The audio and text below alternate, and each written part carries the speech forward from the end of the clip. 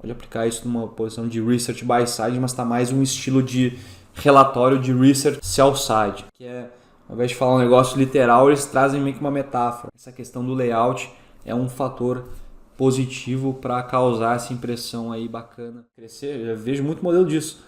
O cara bota tanto crescimento que a empresa fica maior que o país inteiro. Então fazem um sentido. Fala pessoal, tudo certo? No vídeo de hoje eu quero trazer para vocês um sample porrada que um aluno fez para áreas como Asset e Research. Quero passar aqui para vocês passo a passo o trabalho desse aluno, pontos positivos e negativos que eu vejo aqui, para você utilizar isso como fonte de inspiração para fazer o seu próprio sample. Tá? Para quem não sabe o que é um sample, um documento que você coloca junto no seu currículo para demonstrar num processo seletivo que você detém os conhecimentos exigidos para conseguir trabalhar em determinada vaga. Antes de começar aqui, é bacana você curte os conteúdos que a gente entrega no canal, ativa as notificações, deixa um comentário, aí segue o canal para a gente ter um incentivo de seguir entregando conteúdo bacana para vocês de forma recorrente. Começar aqui falando sobre o caso, tá? Ele fez em inglês, era uma posição que a chamada da vaga era em inglês, então ele fez a análise dele em inglês. Acho que isso é um ponto positivo, ter uma versão em inglês, uma versão em português. E o case que ele escolheu aqui foi Track and Field. Ele começa falando aqui de uma forma... Quero fazer um destaque importante aqui para um negócio que às vezes o pessoal acha que é frescura, mas é bem importante aqui ficar claro nesse trabalho, que é a qualidade do layout. Vai ver a qualidade do layout dele. Pô, ele fez um template porrada, muito bacana, muito bonito, os gráficos que você consegue, enfim, chegar a conclusões bacanas de forma fácil e rápida. Então aqui, na minha opinião, fica bem nítido como ele conseguiu fazer isso de uma forma muito bem feita. Então ele começa a falar, ó, Track Field in a nutshell, que é o quê? O resumo, né? Pô, o que a gente está falando aqui de Track Field? Então, ó, Track Field é uma empresa aqui que vende produtos esportivos e tem crescido bastante aí na última década. E aí fala um pouco aqui o que os caras vendem, main products, o que os caras vendem, como é que está a performance de vendas, então o crescimento que ele falou, mix de vendas, da onde que vem, então você tem as lojas próprias, franquias, quanto ganha de royalties, e aqui evolução física, então das lojas, principalmente franquia, que deu uma porrada aqui de 2011 até primeiro tri de 2023. Fala aqui um pouco da performance do preço de mercado e o que ele está vendo de acordo com a análise dele, que é o quê? Preço atual 12,30, target 12,70, upside bem baixo, por isso que ele dá uma recomendação de hold, digamos assim. Pode aplicar isso numa posição de research buy side, mas está mais um estilo de relatório de research sell side, certo? Então, também ficou super bacana. E detalhe, pô, um gráfico você consegue ver, um negócio bem feito, bonito, traz uma credibilidade muito boa para o trabalho. E aí ele traz aqui, ó, um resumo da tese, é o ponto que eu sempre bato na tecla, que é o seguinte, cara, a parte qualitativa tem que estar muito mastigada em qualquer tese. A parte quant não tem nenhum mistério, pô, você fazer um DCF não tem mistério, pô, você projeta um negócio, traz valor presente, cara, você pode fazer isso de uma forma bem tranquila, ninguém vai se impressionar de você saber fazer isso. Mas o que impressiona é você saber analisar qualitativamente muito bem um setor e um modelo de negócio, colocar isso dentro de um modelo e depois chegar num valor justo. Isso é porrada. Esse deve ser o objetivo aí do seu sample, e aqui o aluno conseguiu fazer isso muito bem. Então ele traz 3 mensagens e aí ele vai aprofundar em cada uma delas. Tá? A primeira aqui, ó, driver de retorno. Só que ele trouxe de um jeito muito bonito, que os grandes research aí, os caras fazem isso, que é, ao invés de falar um negócio literal, eles trazem meio que uma metáfora. Então, ó, pô, tem uma busca aí por um estilo de vida mais saudável. Tá? Então ele já está falando isso, que é o quê? Que tem os drivers aqui do setor são positivos. O que é um driver que ele traz aqui? Ele fala o seguinte, ó, isso aqui é o percentual de adultos que dizem serem ativos no seu tempo livre, enfim, pesquisa aqui no Brasil. O que está dizendo? Percentualmente isso vem crescendo, ou seja, adultos no seu tempo livre estão alocando mais tempo para fazer atividades esportivas. Então, isso aí consequentemente aumenta a demanda dos produtos da Track and Field, que vendem produtos justamente com foco para a galera fazer esporte e tudo mais. Seria um driver de aumento de demanda, padrão de consumo, né? Um negócio que é super bacana entender em qualquer tese.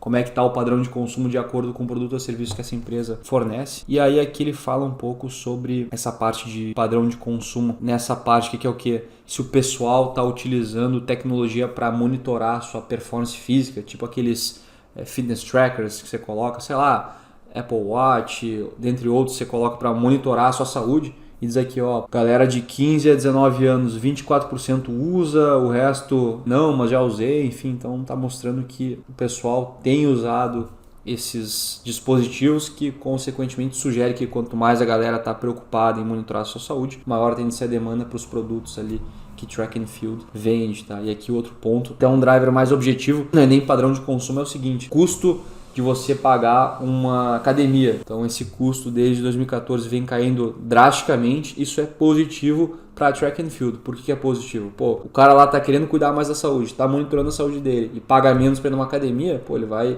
ter um incentivo muito maior de comprar os produtos lá do track and field para poder ir lá na academia, se exercitar e tudo mais. Ele mata muito bem essa primeira parte aí dos drivers e aí ele fala depois, ó, quais são as avenidas para essa empresa conseguir crescer. O que eles estão falando aqui nesse slide? Dizem o seguinte, ó, o perfil de pessoa que aloca tempo aí para praticar esporte e tudo mais, normalmente é um pessoal que tem mais renda, ganha 5 salários mínimos ou mais e tende a ter um perfil aí feminino, como esse gráfico aqui mostra. Então ele fala, ó, track and field tem esse foco justamente num ticket mais elevado, com ênfase no público feminino, mas tem uma conexão bacana com o público masculino também. E ele fala um pouco de possíveis sinergias, que eu acho que é bacana, tá? Você tem um negócio ali de os produtos core de track and field, de vestuário e tudo mais, que é a maior parte, que é o sportswear, né? 73% do mix é sportswear. Aí tem negócio para praia, acessórios e tênis. O que tem de possível, sei lá, de repente opcionalidade de crescimento que a empresa pode ter é itens esportivos como linhas exclusivas, alguma coisa de tênis e uma coisa desse wellness, que é um bem-estar, sei lá, que nem esse track and field coffee que os caras podem explorar. São coisas que têm sinergia com o core business atual da empresa. Aí aqui o que ele fala? Ele fala um pouco da parte de logística da empresa, onde é que a empresa está situada. Então tem, sei lá, 8 lojas no norte, 48 no nordeste, 30 no centro-oeste, 32 no sul, sudeste, 216 o foco principal, os tipos de loja, enfim, então o cara está deixando bem claro como é que a empresa está distribuída no território nacional e também já deixa claro aqui um diferencial competitivo que é a agilidade aqui na entrega. Acho que é um ponto positivo de qualquer empresa desse ramo que, enfim, que tem uma conexão com o varejo, essa questão de entrega rápida. E aqui de novo, bato na tecla, pô, olha que slide bonito, pô, o cara botou até o celular no negócio, a apresentação porrada, podia ter escrito um monte de bobagem aqui que só a apresentação já traria um efeito positivo. Obviamente o cara não pode escrever só bobagem ou ter um negócio que não faça sentido, mas o ponto é, com um layout bacana como esse aqui, acho que causa uma impressão muito positiva, principalmente no cara que está olhando um sample lá. Dificilmente ele vai ler, que nem eu estou fazendo para vocês, pô, mastigando cada um dos pontos aqui. Ele vai, se ele olhar antes, vai dar só uma olhadinha rapidinho, vai bater o olho, pô, vai olhar um ponto que o outro, tal, vai ver que faz algum sentido e pode ter certeza que essa questão do layout é um fator positivo para causar essa impressão aí bacana num trabalho. Fala um pouco aqui do propósito omnichannel, que é vender também virtualmente, o marketplace. Fala aqui um pouco de espaço para melhorar a eficiência dos caras. Então esse comprehensive seller, que é basicamente uma loja que está vendendo, não tem, passa para a próxima. Então, enfim, são iniciativas de eficiência. Por fim, aqui na tese, como é que a empresa deve crescer. Falando um pouco das franquias. Então, falando, como é que funciona aqui a franquia, como é que deve crescer, o quanto deve crescer, como é que é o processo de escolha da franquia, como é que tem evoluído nos últimos tempos, qual que é o layout padrão da franquia, se tem potencial para crescer, falar, tem muito espaço em muito shopping que a empresa não está posicionada, então teria esse potencial de crescimento, isso é legal, né? Pô, qualitativamente, aí lá na projeção ele pode falar, bom, beleza, da onde está vindo esse crescimento? Pô, lembra que eu falei, tinha lá, sei lá, mais de 400 shoppings que potencialmente a empresa pode entrar. E aí você usa isso como argumento na sua premissa. Porque, pô, falei lá na análise qualitativa, espaço para crescer daqui, estou modelando isso. Então esse é o tipo de coisa que o modelo tem que conversar com a parte qualitativa. Não adianta o cara, vai expandir para sei lá quantos shoppings, 1000 shoppings. Tá, mas existe esses 1000 shoppings para crescer? Eu já vejo muito modelo disso. O cara bota tanto crescimento que a empresa fica maior que o país inteiro. Então fazem um sentido. Importante as coisas fazerem sentido qualitativamente para depois colocar dentro do modelo. E é o que ele fala aqui, beleza, falei um monte de coisa, como é que isso cabe no modelo? E aí ele vem fazendo aqui, revenue build-up. Então, falando um pouco de crescimento de receita projetada. Ele quebra aqui loja própria, franquia, royalties, tudo mais, certo? Quebra ainda mais aqui de forma detalhada por loja. As lojas próprias, franquias, como é que deve crescer. Fala um pouco da margem bruta com um racional, né? Considerando tal e tal coisa, a margem bruta vai fazer isso. Considerando tal e tal coisa, a margem EBIT vai fazer isso. Turnover aqui, espera-se que é razoável, né, esperar. Aí se o cara tem um pouco de racional de análise, faz sentido a historinha que ele está contando, né? Todo valor é uma historinha, ele está contando uma história aqui e a história tem que fazer sentido quando você está ouvindo. Então, qual que é a história aqui, ó? Depois que o período de crescimento acabar, a companhia pode esperar focar mais na parte de eficiência. Cara, isso faz total sentido, tá? É quase impossível uma empresa dar uma porrada de crescimento e ao mesmo tempo ser muito eficiente em todos os processos. Normalmente o que acontece? A empresa dá uma porrada de crescimento e aí depois ela vai otimizando os processos para capturar um pouco mais de valor nesse sentido, em termos de melhorar a margem, utilização de ativos, tá? É o que ele está falando aqui. E para qualquer pessoa que já analisou empresas, sabe que isso é um racional que faz total sentido. O cara para e olha isso e pensa, pô, beleza, o cara não está falando bobagem. Bobagem se ele falar, não, a gente vai modelar aqui uma melhora, tanto que ele modela uma piora aqui, eu acho, no projetado dele, mas enfim, eu vou modelar aqui uma porrada de crescimento, vai liberar giro, vai melhorar a margem, vai fazer tudo ao mesmo tempo.